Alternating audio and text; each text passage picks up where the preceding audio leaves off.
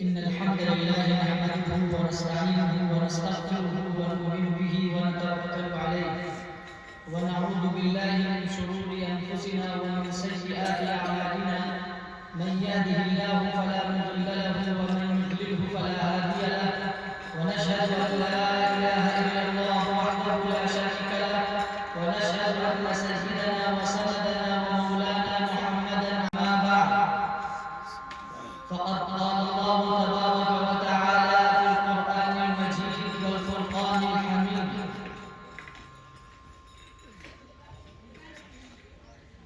الحمد لله رب العالمين الرحمن الرحيم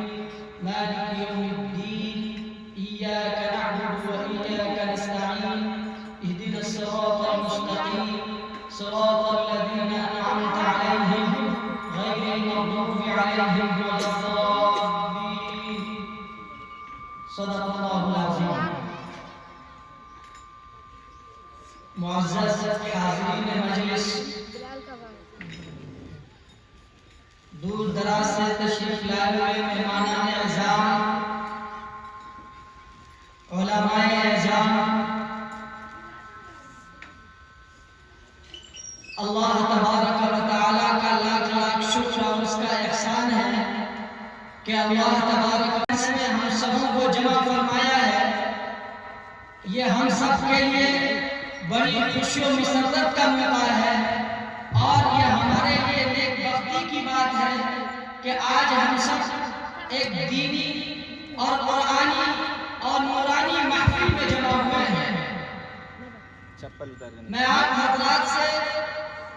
درخواست کروں گا کہ جہاں تک میری آواز آپ کے کانوں میں پہنچ رہی ہے، آپ حضرات اپنی تمام تر مشغولیات کو چھوڑ کر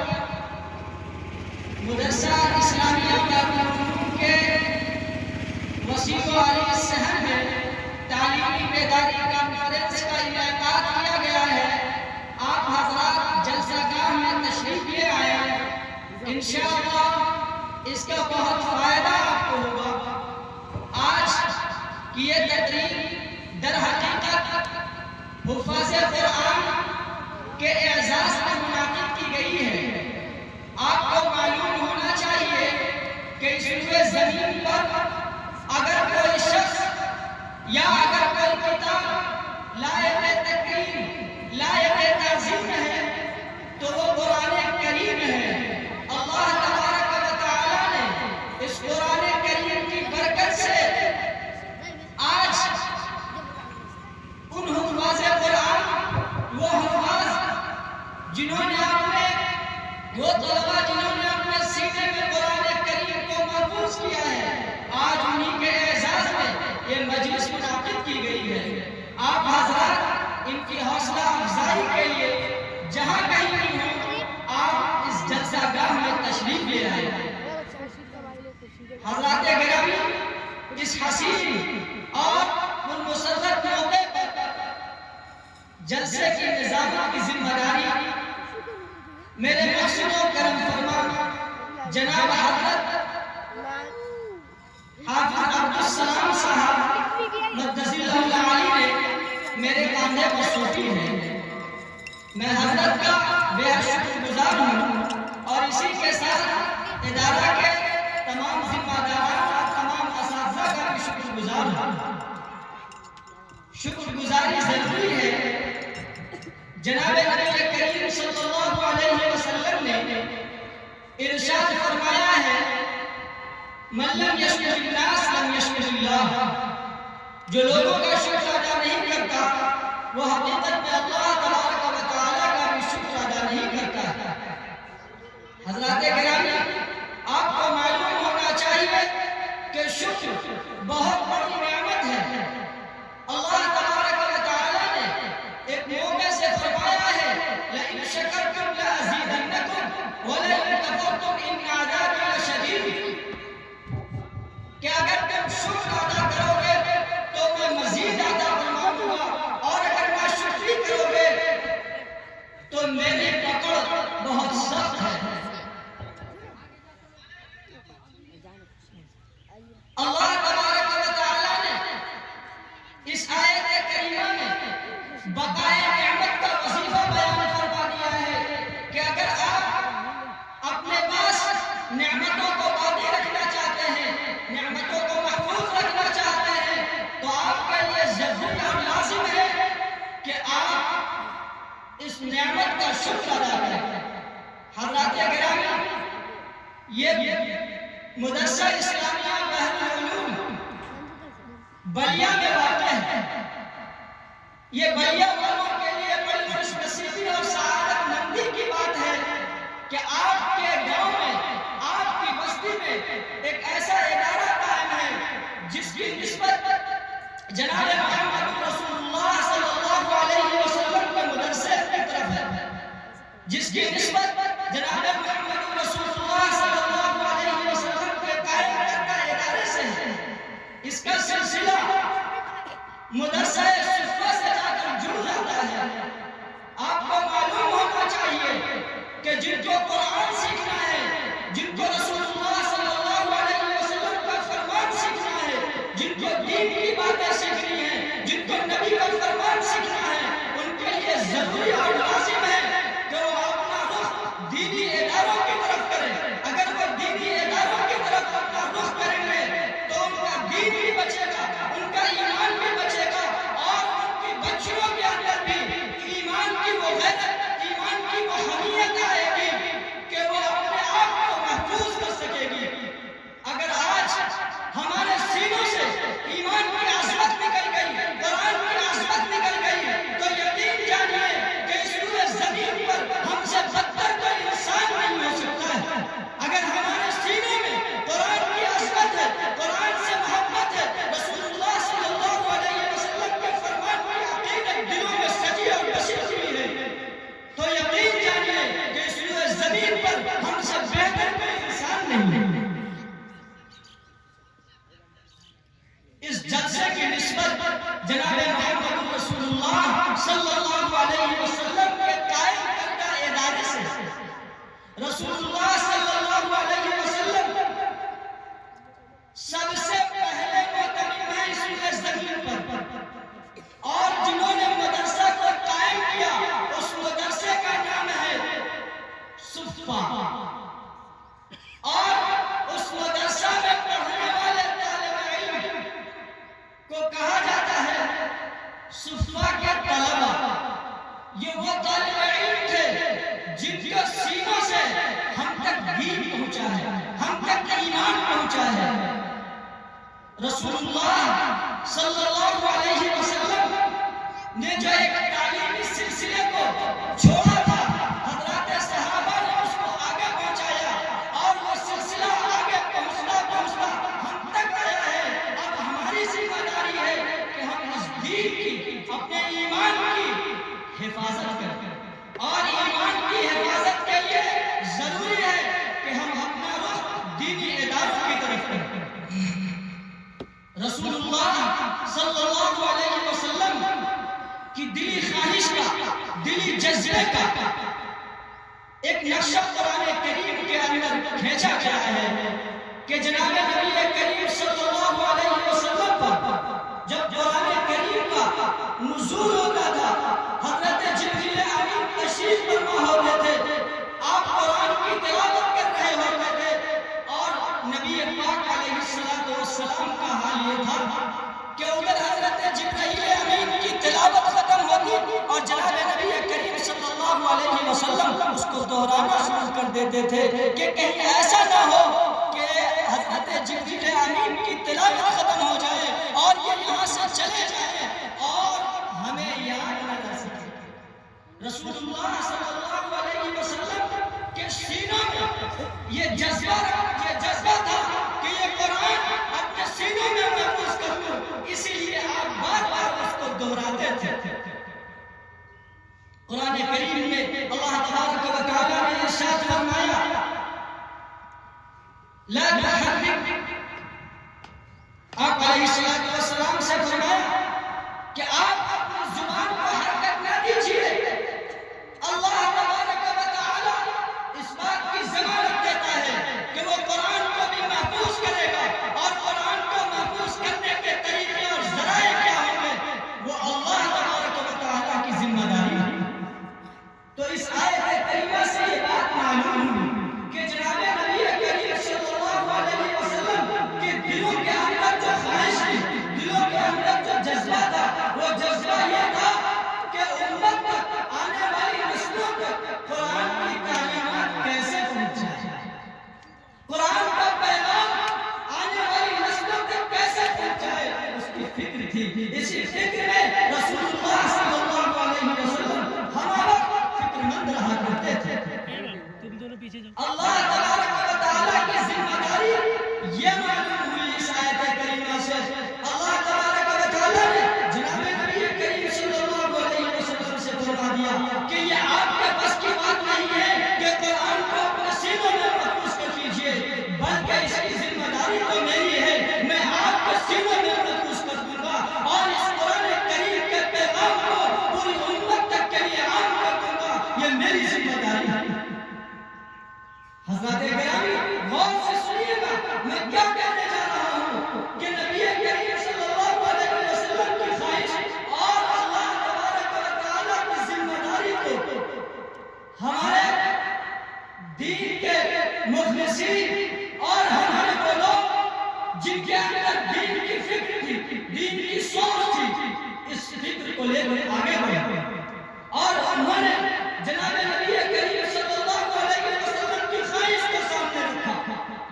اللہ تبارک و تعالیٰ کی ذمہ داری کو سامنے رکھا اور ادارے کی بنیاد رکھی اور ہم سے، آپ سے کہا کہ تم اپنی اولادوں کو اس ادارے کے لیے وقف کر دو، تمہارا بچہ یہاں قرآن کریم کی تعلیم سیکھے گا، تمہارا بچہ قرآن کے پیغام کو اپنے سینوں میں محفوظ کرے گا، تم اپنے بچے کو اداروں میں بھیجو، ہمیں تمہارے بچوں کی ضرورت ہے اور وقتاً فوقتاً تمہارے وقت کی ضرورت پڑے گی، وقتاً فوقتاً تمہارے تعاون کی ضرورت پڑے گی، تم آؤ مدرسے میں آؤ، اپنے بچوں کو بھیجو، خود بھی دین سیکھو، اپنی اولادوں کو بھی دین سکھاؤ، دین سکھانا تمہاری اولادوں کا فرض عین ہے۔ وہ خوش نصیب ہیں، وہ ماں باپ خوش نصیب ہیں جنہوں نے اپنی اولاد کی تعلیم کے لیے مدرسے کا انتخاب کیا، دینی تعلیم کا انتخاب کیا، وہ بہت ہی خوش نصیب ہیں۔ وہ لوگ بھی خوش نصیب ہیں جو مدرسے کی تعمیر و ترقی کے لیے ہم وقت فکر مند رہتے ہیں، وہ لوگ بھی خوش نصیب ہیں جو ادارے میں اپنی جوانیاں صرف کرتے ہیں، اپنا وقت صرف کرتے ہیں اور بچوں کے سینوں میں قرآن کریم کو منتقل کرتے ہیں۔ یہ بہت خوش نصیبی کی بات ہے۔ اللہ تبارک و تعالیٰ نے اس قرآن کریم کی تعلیم پر جو پیغام دیا ہے امت کے نئی نسلوں کو اور ان لوگوں کو جو والدین ہیں، فرمایا من قرأ القرآن وعمل بما فيه ألبس والداه تاجا يوم القيامة ضوءه أحسن في بيوت الدنيا۔ نبی پاک علیہ السلام نے فرمایا جو شخص قرآن کریم کو پڑھا اور اس پر عمل کیا، اللہ تبارک و تعالیٰ بروز محشر اس کے سر پر ایسا تاج پہنائے گا جس کی روشنی ایسی ہوگی کہ دنیا کی روشنی، اس کے دنیا کے سورج کی روشنی اس کے سامنے ہے۔ پھر فرمایا فما ظنكم بالذي عمل بهذا، تمہارا کیا خیال ہے ان لوگوں کے تعلق سے جنہوں نے قرآن کریم پر عمل کیا۔ ایک حدیث میں، ایک دوسری حدیث میں جناب نبی کریم صلی اللہ علیہ وسلم نے ارشاد فرمایا من قرأ القرآن وعمل بما فيه فاستحل حلاله وحرم حرامه، کہ نبی پاک علیہ السلام نے فرمایا جنہوں نے قرآن کریم کو پڑھا، اس پر عمل کیا اور قرآن کریم میں جن چیزوں کو حرام قرار دیا گیا ہے اس کو حرام سمجھا، جس کو حلال قرار دیا گیا ہے اس کو حلال سمجھا، تو اللہ تبارک و تعالیٰ اس کو جنت میں داخل فرمائیں گے اور اللہ تبارک و تعالیٰ اس قرآن کریم کی برکت سے حاملین قرآن کو یہ گفٹ عطا فرمائیں گے۔ اے حاملین قرآن، اے وہ لوگ جنہوں نے اپنے سینے میں قرآن کو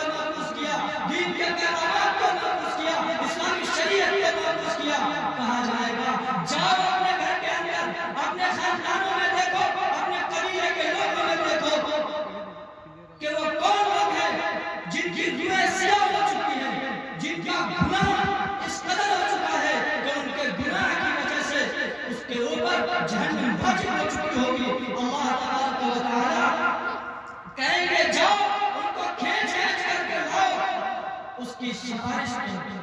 چنانچہ یہ بچے جب سفارش کریں گے اللہ تبارک و تعالیٰ ان کی سفارش کو سنے گا، اور اس حافظ قرآن کی وجہ سے، اس عالم دین کی برکت سے اللہ تبارک و تعالیٰ اس کی مغفرت فرمائے گا. حضرات گرامی، یہ گفٹ یہ صرف اور صرف دینی تعلیم کے لیے دیا گیا ہے. حضرات گرامی، آپ کے ذہن میں یہ اشکال پیدا ہوگا، تعلیم تو تعلیم ہے، چاہے کوئی بھی تعلیم ہو، چاہے دینی تعلیم ہو یا دنیاوی تعلیم ہو، لیکن حضرات یہ ہم نے یہ تقسیم کر رکھا ہے. اللہ تبارک و تعالیٰ نے جو تقسیم کر رکھی ہے وہ نافع اور غیر نافع کی تقسیم ہے. حضرات گرامی، آپ اپنے بچے کو ڈاکٹر بنائیں، آپ اپنے بچے کو انجینئر بنائیں، آپ اپنے بچے کو پروفیسر بنا دیں، آپ اپنے بچے کو بڑی سے بڑی ڈگری حاصل کرا دیں، جو چاہے حاصل کرا دیں. وہ معاشرے کی ضرورت ہے، انجینئر بھی معاشرے کی ضرورت ہے، ڈاکٹر بھی معاشرے کی ضرورت ہے، پروفیسر بھی معاشرے کی ضرورت ہے. بلکہ میں یہ کہوں کہ یہ سب کے سب ضروریات ہیں ہمارے معاشرے. لیکن یاد رکھیں، ان سب کا سلسلہ ختم ہو جاتا ہے یہاں پر جا کر کے کہ جب تک ہمارے جسم میں روح ہے، اس وقت تک یہ ساری کی ساری چیزیں قائم ہیں. لیکن جیسے ہی ہماری آنکھ بند، بس سارا کھیل ختم ہو جائے گا. ڈاکٹر بھی ختم، انجینئر بھی ختم، پروفیسر بھی ختم، اب کچھ کام آنے والا نہیں ہے. اب کچھ کام آنے والا نہیں ہے، بلکہ اب ضرورت وہاں پر پڑے گی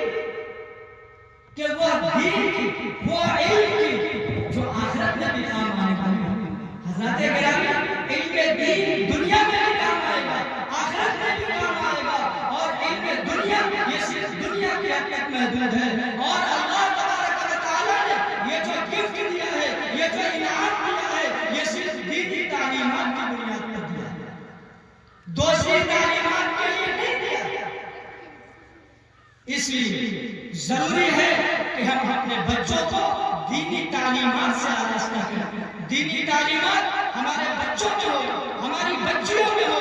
یقین جانیں کہ وہ معاشرہ صحابہ کے دور کی یاد تازہ کر دے گا. اگر ہمارے بچوں سے دین نکل گیا، ہمارے بچوں سے اسلامیات نکل گیا، یقین جانیے کہ اس لیے زمین پر ہم تو ہوں گے، لیکن ہمارا اسلامی تشدد مٹ جائے گا. اور بلکہ یہ کہنے میں کوئی حرج کی بات نہیں ہے کہ ایک دن وہ بھی آئے گا جس میں ہمارا وجود بھی ختم ہو جائے گا. اگر اپنے وجود کو باقی رکھنا ہے اور خود کو محفوظ رکھنا ہے تو اپنے بچوں کو دینی تعلیم سے آراستہ کرنا ہے. حضرات گرامی، یہ تو تمہیدی بات تھی. اب ہم چلتے ہیں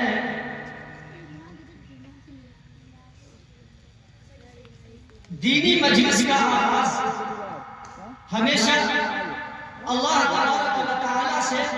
کلام سے ہو تو اس میں خیر اور برکت ہوتی ہے. جناب نبی کریم صلی اللہ علیہ وسلم نے ارشاد فرمایا کہ جس دینی مجلس کا آغاز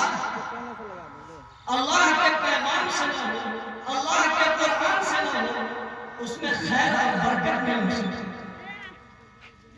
اس لیے ہم پر ضروری اور لازم ہے کہ ہم اپنی مجلس کا آغاز